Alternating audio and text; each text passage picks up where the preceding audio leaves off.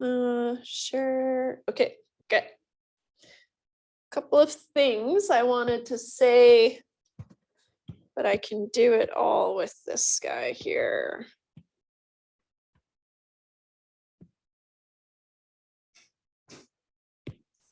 It's kind of what's important.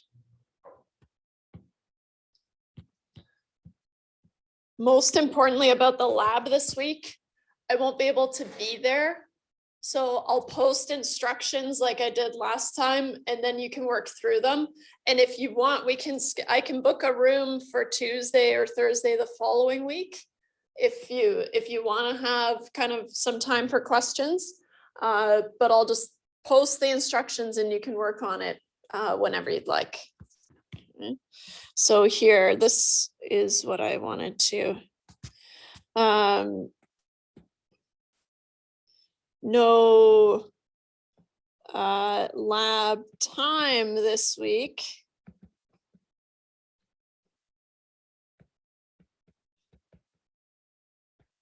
I will post instructions.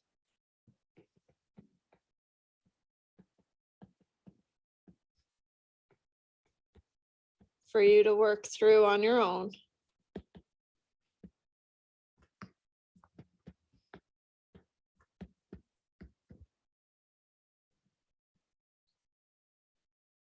Similar to that, we had a break, right? No lab that last week because it was Friday off. So it's been a while since we had a lab, but same structure as lab 2, where it's just instructions and you use the code from the textbook to solve it. You don't have to use the code from the textbook, but it helps, right? And then, so here,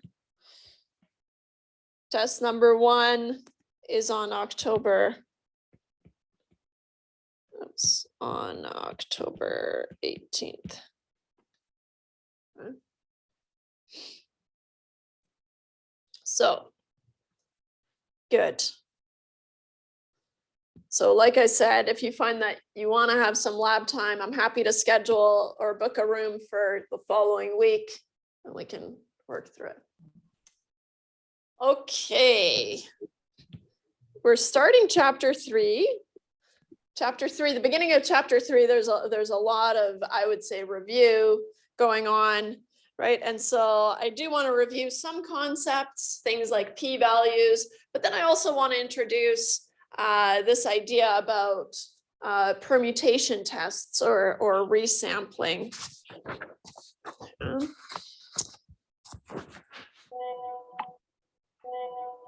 I'll just jump right into chapter 3, which is called Statistical Experiments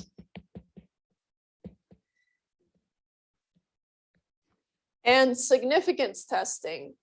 So we've called it hypothesis testing before, but significance testing is hypothesis testing, and significance testing, which I'll underline here, is hypothesis testing. Right? Is this thing significantly different from the other thing? Right. So in Stat 230, we said, okay, if I know that I want to compare 2 means to each other, for example, then I use a t-test, right? I have to calculate the t, and then I have to find the p-value using the t distribution. And so it's this very kind of set up procedure that we use, right? But it also depends on checking conditions, right? So for proportions especially, we said, okay, I know that n times p hat has to be more than 10, n times q hat has to be more than 10. We had all these conditions that we had to check, right? And so that can kind of be annoying sometimes, especially when we don't really need to anymore. So let's start here. In Stat 230, we introduced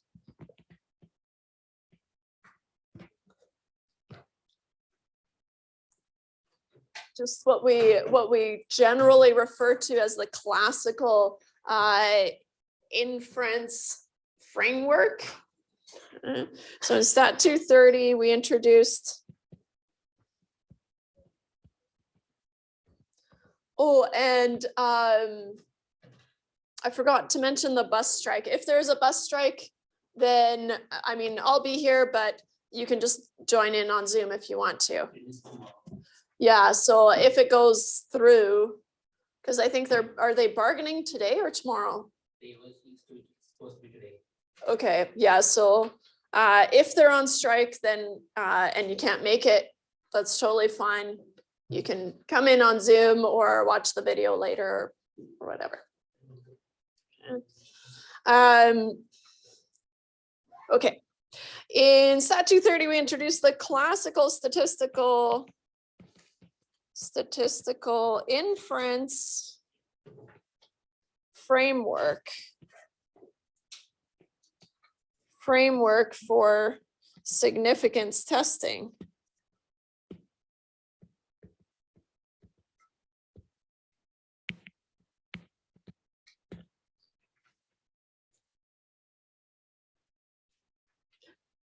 And I mentioned it at the beginning, but I don't want you to miss it. So just as a heads up, the lab this week, I can't make it. So I'll post instructions for you to work through on your own. And then if you feel like we need a lab time, I'm happy to book a room sometime next week, Tuesday, Thursday, whatever, to meet to go through it. And so, but I won't be able to make it. I'll post one, but I won't be here. And it's a long weekend, so I don't really feel bad. You guys get a little break.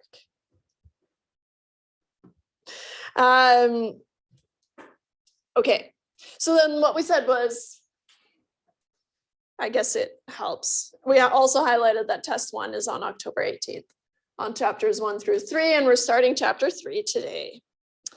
Okay, so we introduced this classical framework, right, where we had to figure out what type of question we had, and then knowing what was appropriate, what are the conditions that we have to check. Okay, and so this framework typically relies on knowledge about the sampling distribution, on knowledge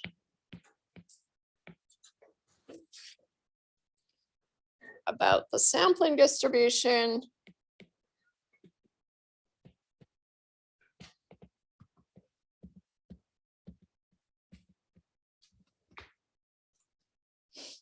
as well as checking conditions, right? Usually about normality. Can I use the t distribution, right? Can I use the z distribution for proportions, right? And so sampling distribution as well as checking conditions.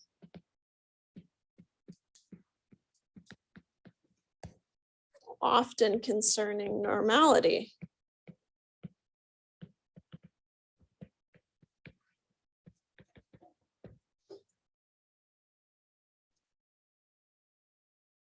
Right, and so we talked about all these different types of tests that we introduced in Stat 230.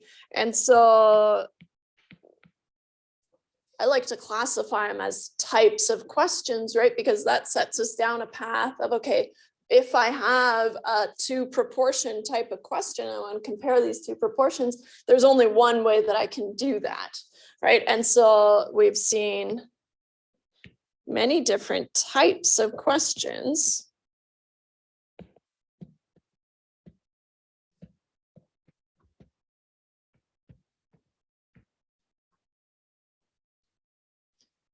Right. We saw means questions, one sample mean, which required that we had a relatively normal distribution, which we didn't really check assumptions for means questions because we just go ahead and do it anyways usually. But but then we use the t-distribution, right, with n-1 degrees of freedom. We talked about paired samples.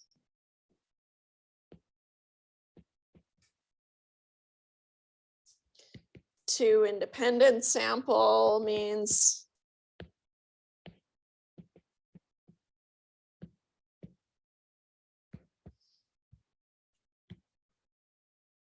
and I'll say multiple means, right, more than two. So here, right, one sample mean, we use t distribution with n-1 degrees of freedom. So t n-1 is one way that we could write that. Paired samples, again, we did some work to reduce it to a one sample t-test, right? We had to look at the differences. How do they compare to 0? So t and diff -1. Two independent sample means t distribution with the minimum of n1 -1 or n2 -1 was the conservative approach. Or multiple means, then we use an ANOVA, which requires an F test with, I can't remember the degrees of freedom, n-1 and n-k or something, with degrees of freedom. This F test and F statistic is same, right? Same. The F statistic? And F test. Yes. Yeah, but the F, just like the T, we can use the T in many different scenarios. We can apply the F statistic to different scenarios as well, which is kind of cool. But remember, it has a numerator degrees of freedom and a denominator degrees of freedom, and I can't remember what they are. Anyways, so some with some degrees of freedom, right? But it's this rigorous framework of, okay, I have this, and so this is what I need to do to test this thing, right? And what are we doing here? We're trying to find the p-values, right? And so this is how we find the p-values. How we find the p-values, which is really what we're after. Because then we use those p-values to draw conclusions.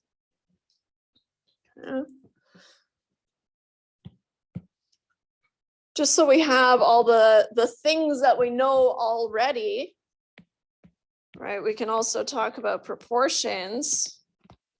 We can talk about one sample proportion, two sample proportions, or multiple proportions.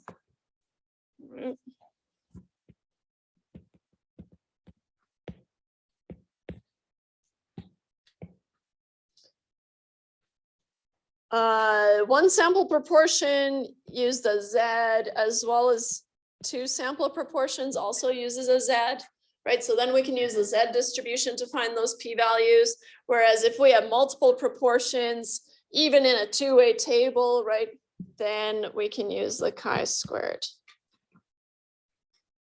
Also with some degrees of freedom, depending on the number of categories. And also the setup.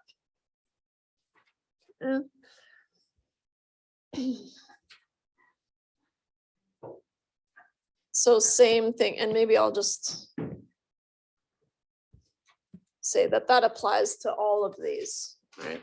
So this is kind of the old school way of doing things, right? So I want to show you kind of the new cool thing to do, but before we do that, there's a couple of things we want to get out of the way.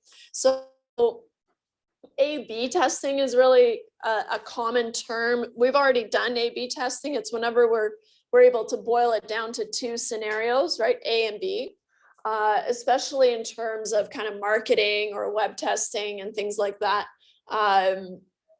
Is this website better than this website, right? Is my old website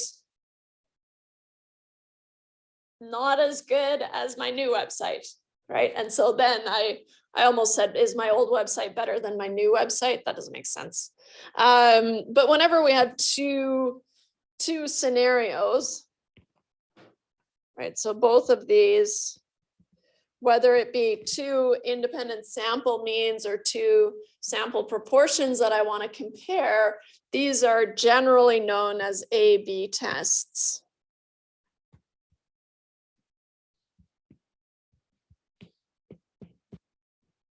A/B tests, right? Comparing two groups.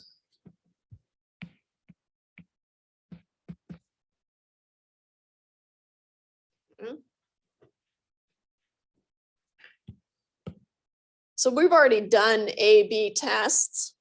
They're not that special. Even if you have multiple groups, right, you can boil it down to kind of a, was it this, or you might have one group that you're interested in, then you can put all the other ones in the other group. But A/B testing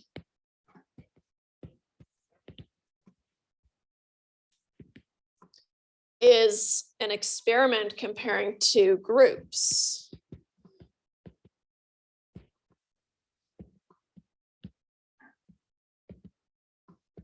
Comparing two groups.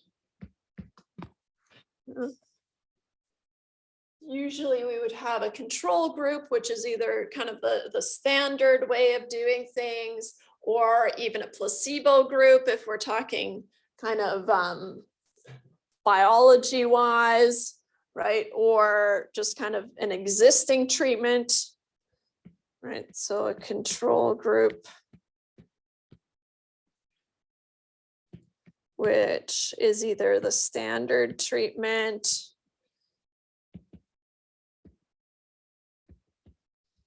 maybe it's a placebo, or maybe it's some existing treatment.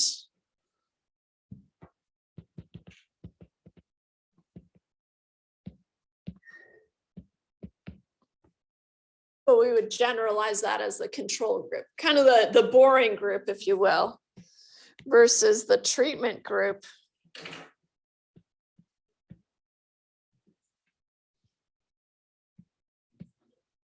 Which is whatever the new treatment is.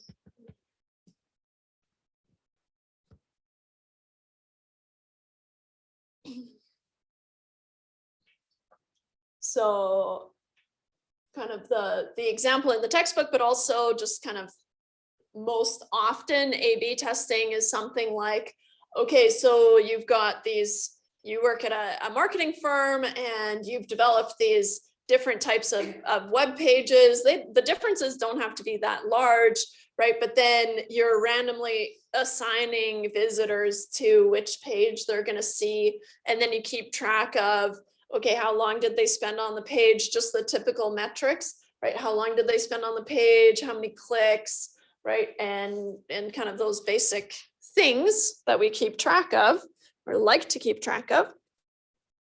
Right, and then we can compare the two websites or whatever.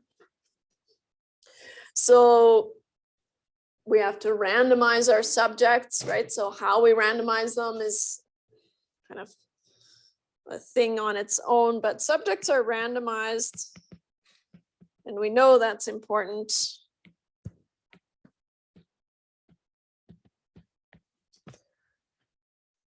So that any differences between the groups can be due to either a true difference or just kind of luck of the draw, right? Oh, okay, that can happen, right? So subjects are randomized so that any difference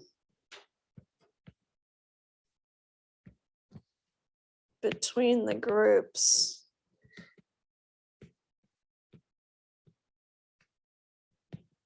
is due to either the effect of the different treatments, that's ideal, right? The effect of the different treatments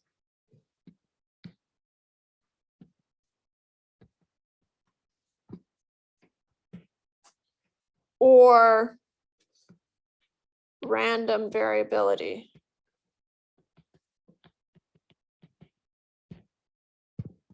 Yeah. So it is possible that you just saw differences between the groups just by chance alone, but it's very unlikely, right, that that's going to emerge and you have this random variability that's not due to any sort of effect, right? And so let's just keep in mind that there is a possibility. Maybe I'll highlight that, right? Because it's not usually the case, but there is a possibility, right? That people who spend more time on websites, maybe, right? Just in general, people spend more time. So there is a possibility that people who spend more time on websites, just in general, maybe, were randomly assigned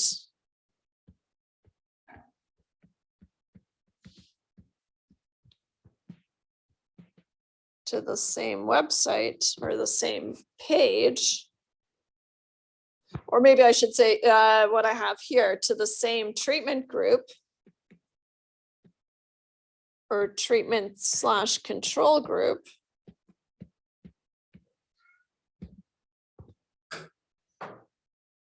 Right, and that could be the reason why you see a difference, but that's unlikely, right? But it's likely due to an actual effect. But it is more likely due to a real effect of the treatments.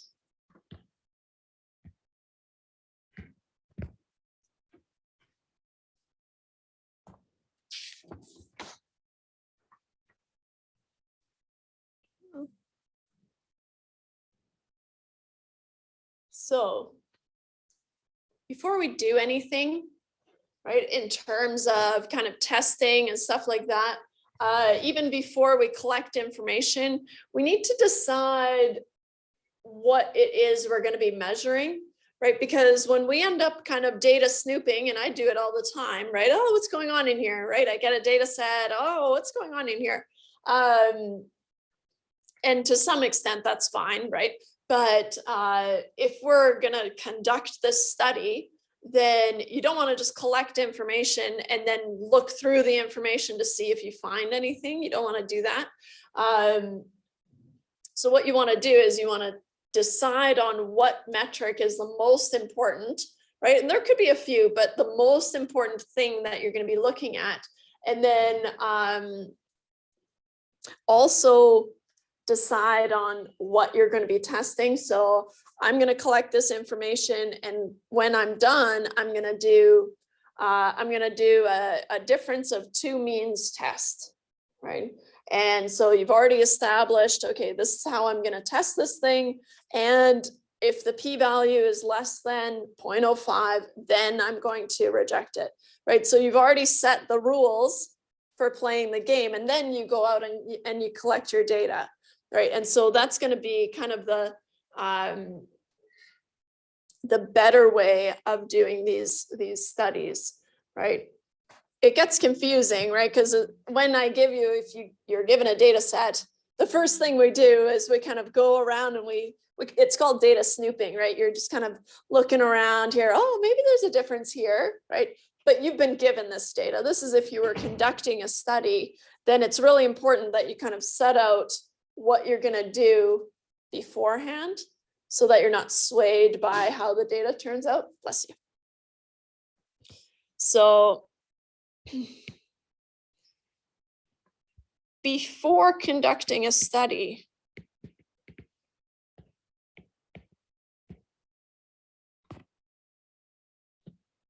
we should, and I'll underline should here. First thing, So decide on a metric, right? Decide on a metric. Metric is just something that you're measuring. So that could be the proportion of clicks or the average sale of some specific thing, right? And so it can be any number of things that you might be interested in. So proportion of clicks, average sales, etc. All right, decide on one thing that you're most interested in. Everything else feeds that information about that metric. And then you're also going to establish the hypotheses that you're going to be testing.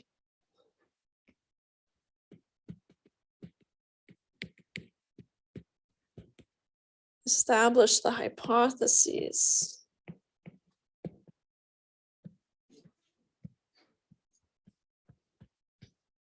You will be testing.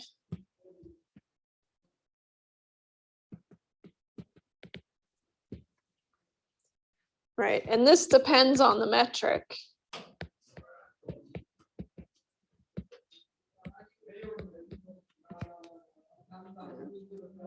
And then finally, you have to decide, okay, what's my alpha level, right? What am I gonna do if I'm kind of caught in a jam? It's like, sounds fun. And judging by your reaction, it is.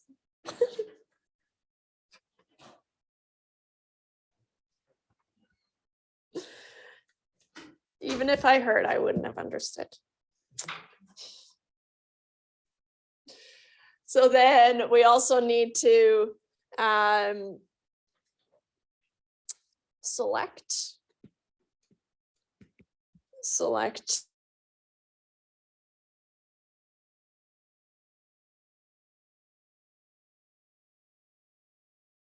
level.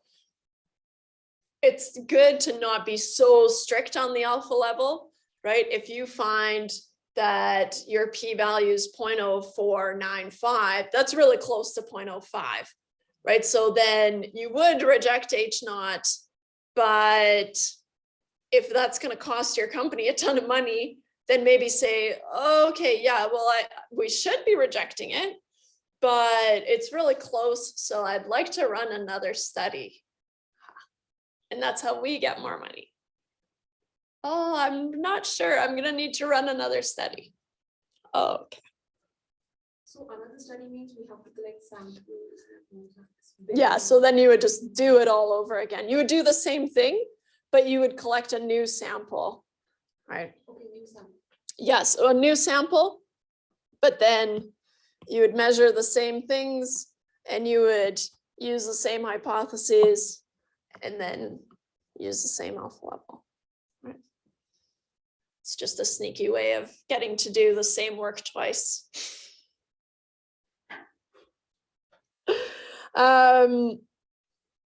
Okay, so you guys are really good with null and alternative hypotheses, but let's just do a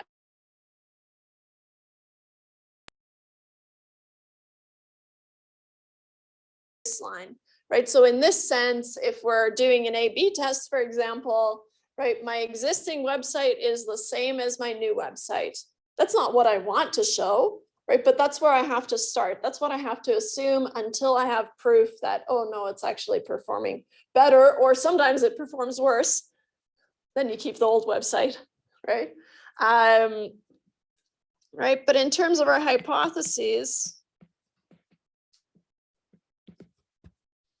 we've got our null hypothesis, which is our baseline assumption.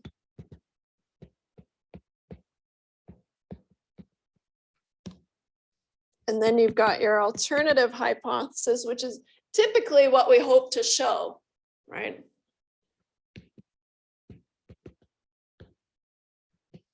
Typically what we hope to show.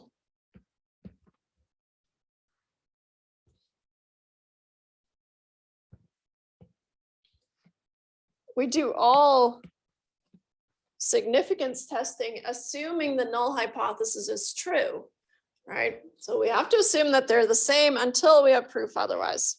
So we do all significance testing, assuming H naught is true.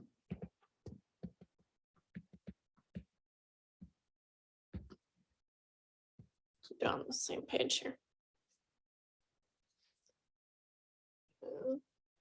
So in stat 230, I said, okay, let's just keep things simple, and our null hypothesis is going to have an equal sign, and it still will, but we're going to have a better inequality, right? We're going to capture the whole other side from the alternative hypothesis.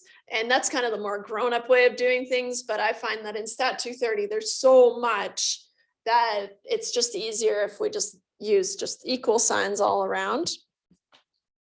But if we have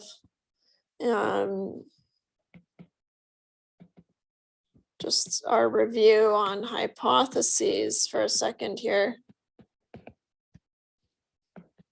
If the null hypothesis is that mu1 equals mu2, for example, right, then the alternative must be that mu1 is not equal to mu2.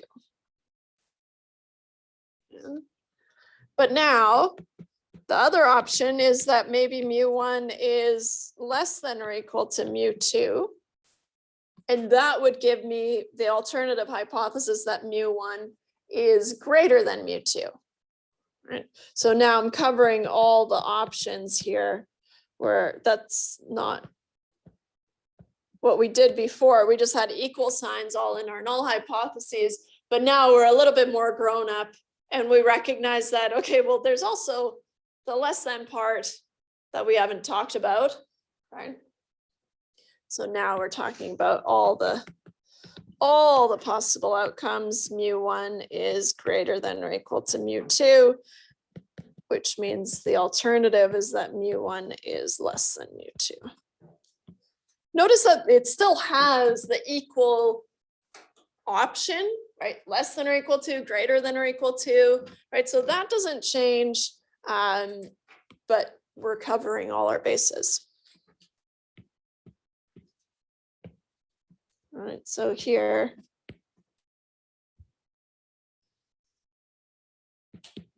H naught and HA must incorporate all options.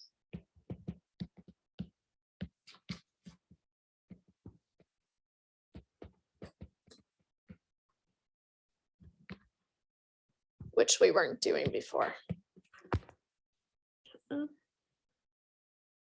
When we have the not equal to, right? So either it's equal to or it's not equal to, we can call that a two-way test.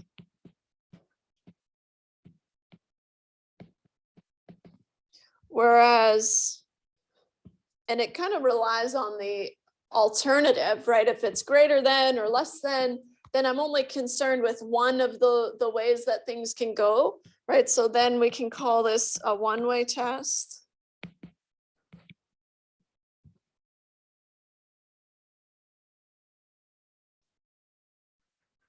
Now, the reason that I'm highlighting this is to remind you that, okay, well, depending on the setup of the alternative hypothesis, right, not equal to, that's going to be the area in both tails, right, a two-sided p-value, right, or if it's greater than, right, then I'm only concerned with the upper tail, less than the lower tail, right, so that's going to determine which areas to find. Right, we're still going to be finding areas, just not the same way that we were before. So I like to sketch it out, and I'm going to use a normal distribution because why not? Recall that the sign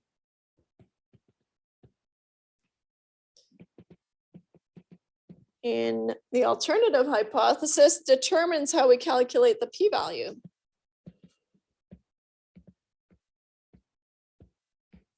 How we calculate the p-value.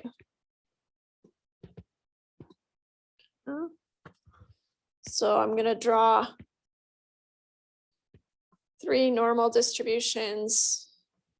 Hey, if there ever was a better time to use copy paste, why didn't I?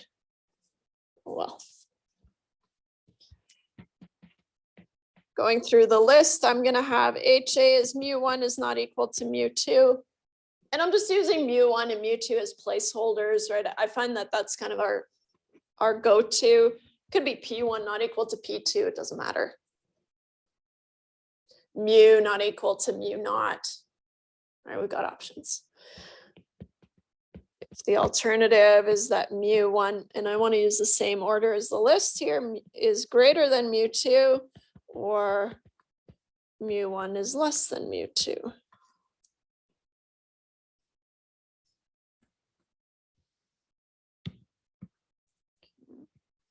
The p-value then is going to be, in this first scenario, is going to be the area in both the tails, right? Because I don't care which direction it went in.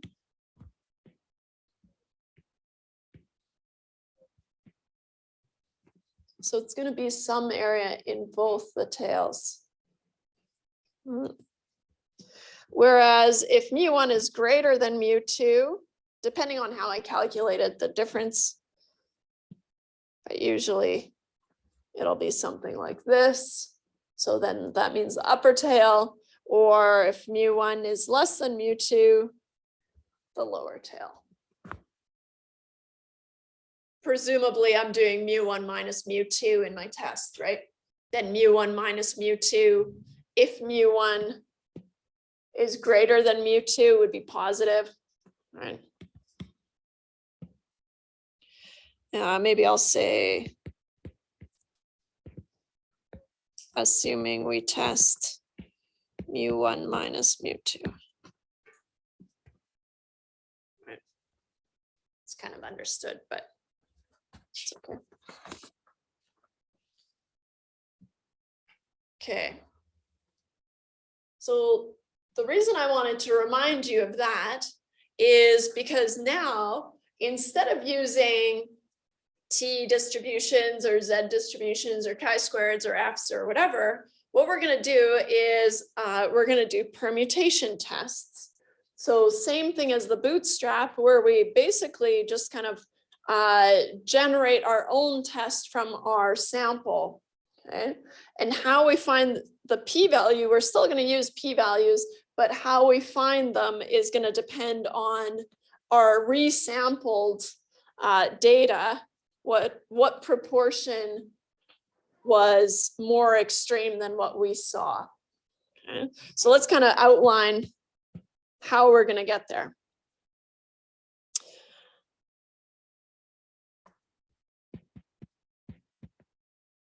Instead of relying on an established sampling distribution, right? So for example, I drew a normal distribution, pretty standard, right? But that's an established sampling distribution. So instead of relying on an established sampling distribution,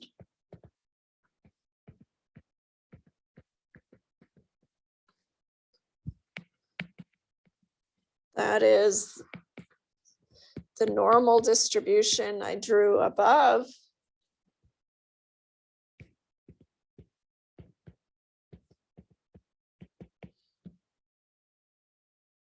Oops.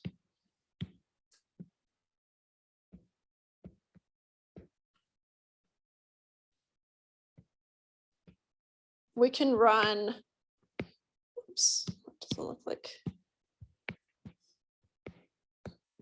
A permutation test.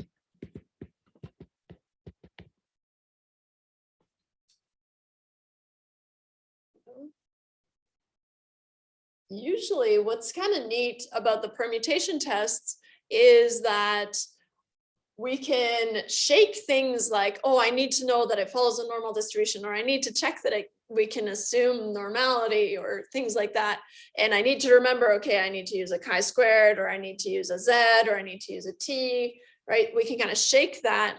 And a permutation test, once we understand how it works, we can apply it to any type of test. Okay? But how does it work? Oh, and the reason is because the results are often very similar to what we would do with these kind of established sampling distributions. So let me jot that down. The results of the permutation tests are usually similar to the results using a sampling distribution. So the results of the permutation test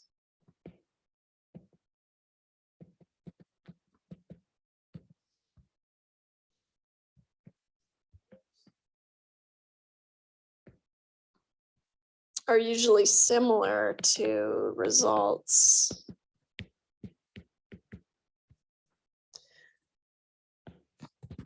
using a predefined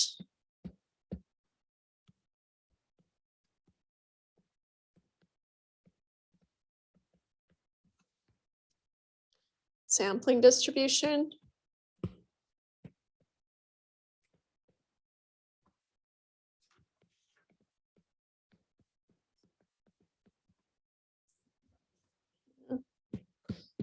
T, F, Z, chi-squared, etc.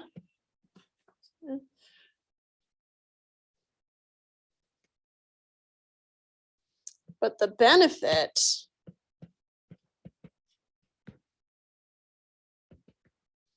is that we use the same method, regardless of if we have numerical or categorical or binary data or whatever type of data we have.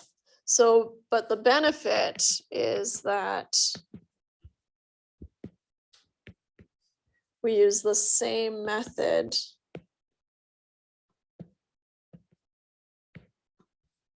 for both numerical and categorical data.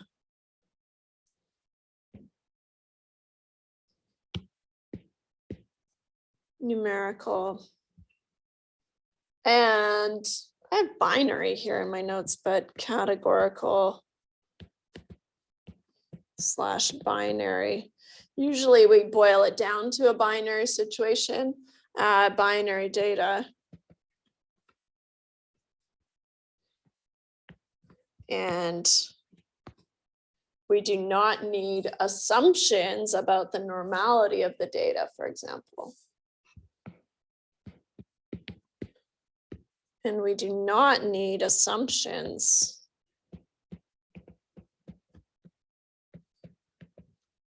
about the normality of the data.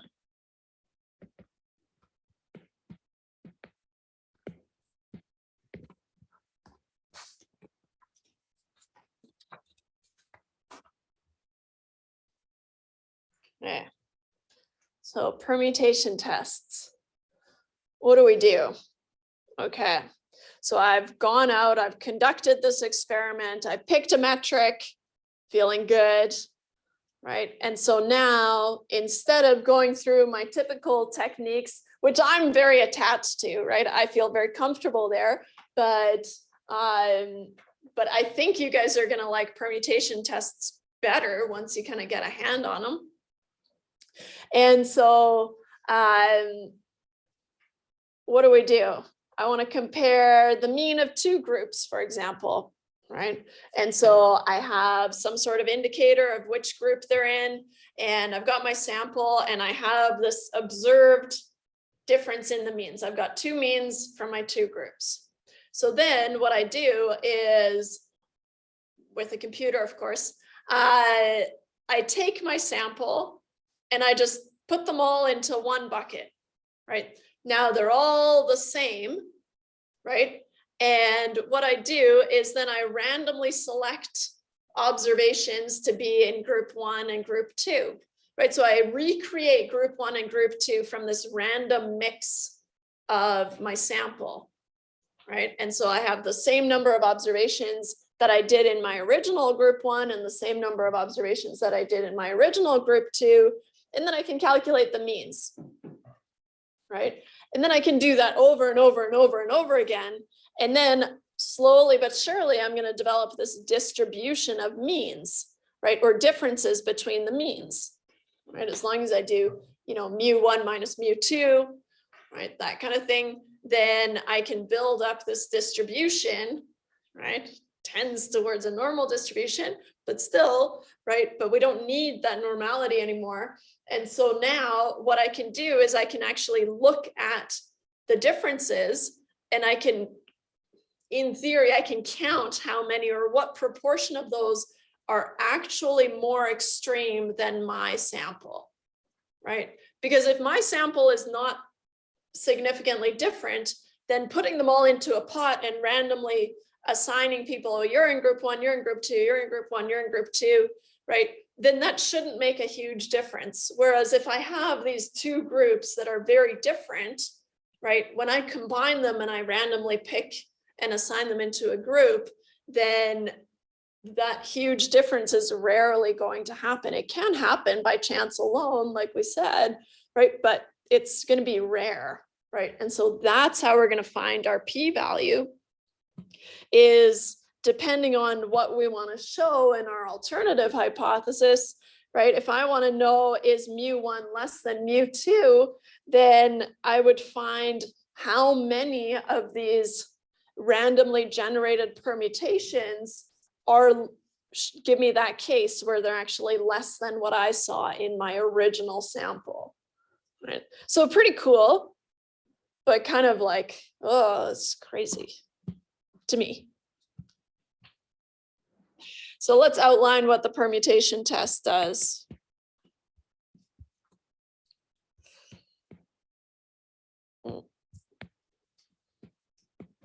Can't write it all today.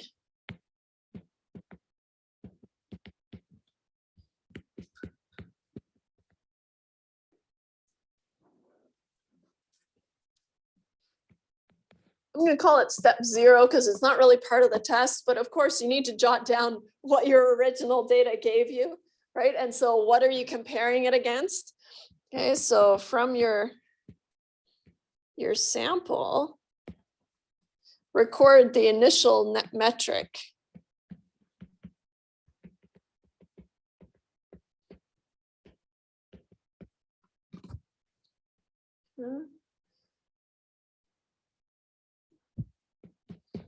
The first step of the actual test, though, is going to be, okay, so now combine all your results into one sample.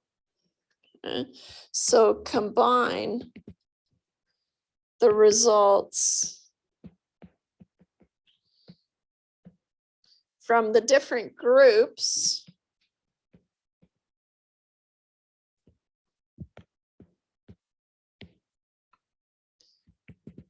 into a single data set.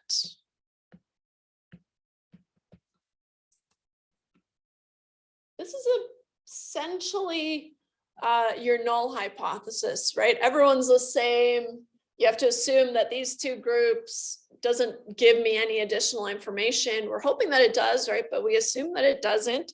And so this step 1 is really kind of the same as the null hypothesis.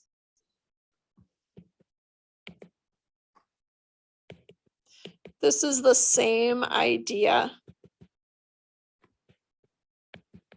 as H0.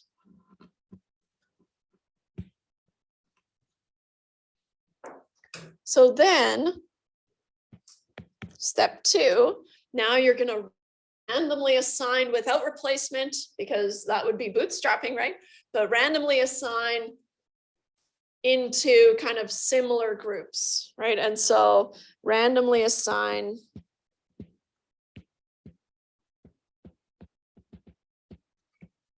without replacement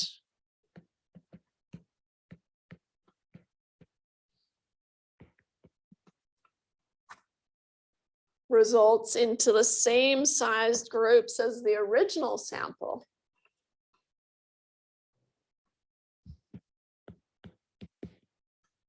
Results into the same sized groups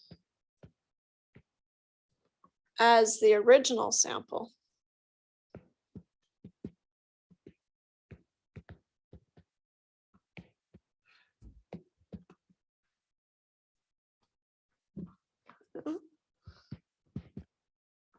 So now you have two new groups, right?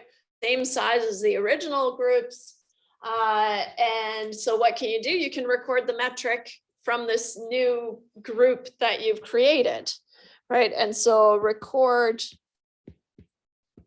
the resulting metric. Notice when we use the word metric, it's pretty generic, right? But that's what makes this applicable to any scenario, right? We could be talking about one sample proportion or a difference in two proportions, or we could talk about one mean or two means or many means, right? And so that's what makes it so useful. So then we repeat steps 1 through 3 some or times. Repeat steps 1 through 3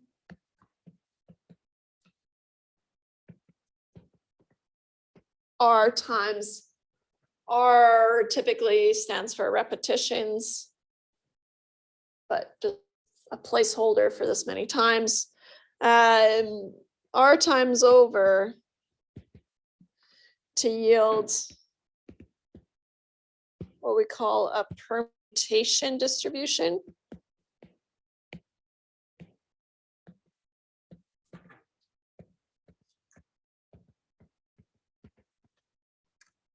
Of the metric. Right. So let's say I make my computer do it 10,000 times, right? Then I have a pretty decent number of permutations to work with, right? So then I'm happy. And then now I can use this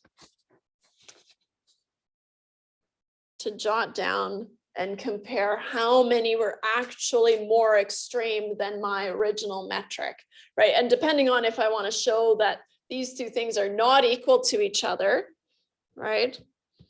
Then I would need to take into account both ends, right? And so even if I had a difference of, you know, some value centered on 0, right? mu2 minus mu1 to mu1 minus mu2, I guess. Thinking on the fly. And then more extreme than that.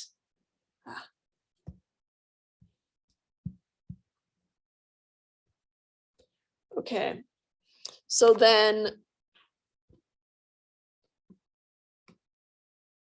is it part of the permutation test? No. Once we have the permutation distribution, that's the end of the permutation test. We're not done testing though. The significance testing portion comes in now. So we then compare our original metric. We then compare our original metric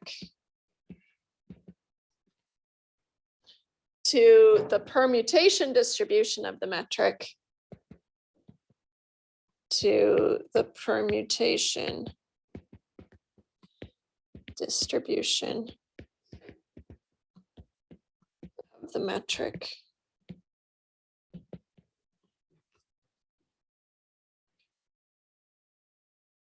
We can then calculate how many, or rather what proportion of these permutations, right, were more extreme than the original metric, right? And however that applies to your alternative hypothesis.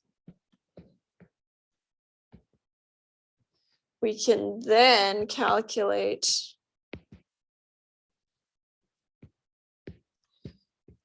how many slash the proportion, right? Usually we're talking about proportions. How many slash the proportion of permutations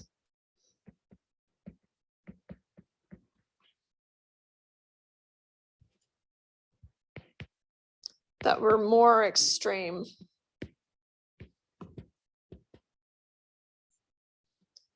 than the original metric.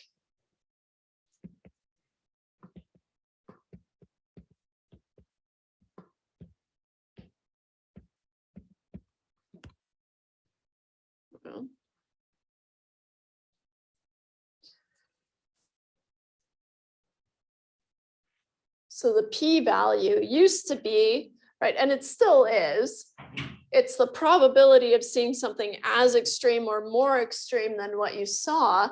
But in terms of our permutations, we're going to adjust that just a smidge, right? So the p-value, we're going to say is the frequency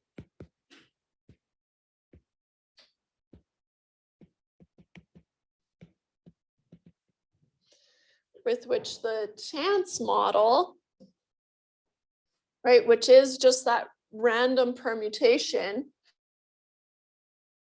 the chance model produces a result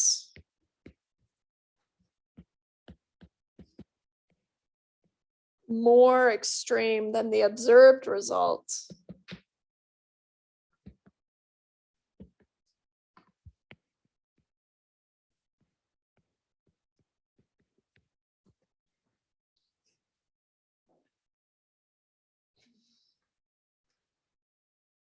So now, once we have a p-value, right, then we can go ahead and we use it the same way. We can compare it to the alpha level, which we should have determined kind of ahead of conducting the experiment or kind of the analyses, right?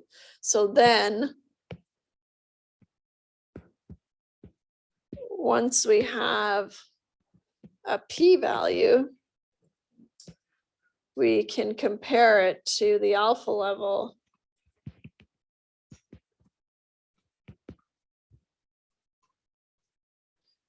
I'll say to the pre-specified alpha level.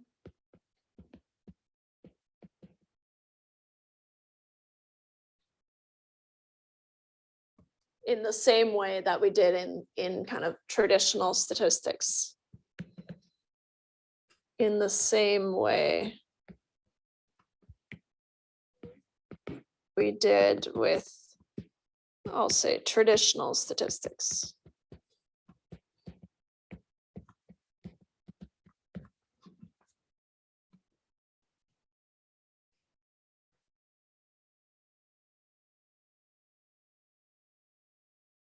Last thing, as soon as we're dealing with p-values and levels and kind of, there's some probability that we're wrong, right? Maybe what we saw in our original sample, maybe that is just due to chance, right? So then we'd be making a mistake by saying, oh yeah, it's due to a true effect in these treatments, right? And so just to remind you of type 1 and type 2 errors, right? Those are the two different mistakes that I could be making. And wouldn't it be so nice if I could just keep it on the same page here? Let me just bump things up. Bump it up. Because I only need a few lines.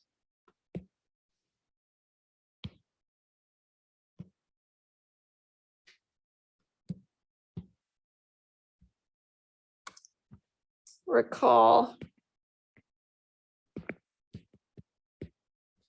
a type 1 error is when you reject H0 when you shouldn't, right? And so that's the most common one. There's always a p-value chance that we're wrong, right? And so that's the probability of making a type 1 error. And so that's rejecting H naught when you shouldn't.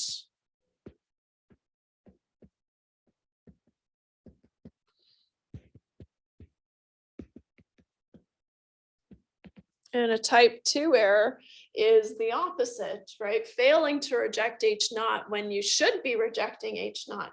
But usually that's just due to small sample sizes. So then you'd need a bigger sample. So failing to reject, the problem is you never know if you've made one of these mistakes, right? These are just the two options. So failing to reject H naught when it should be rejected.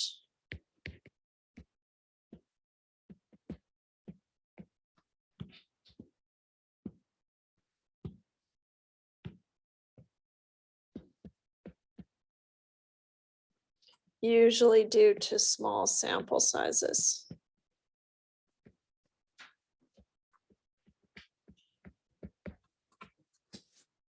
And I kept it on one page because that's all I wanted to say. Can you believe that? Can you believe that?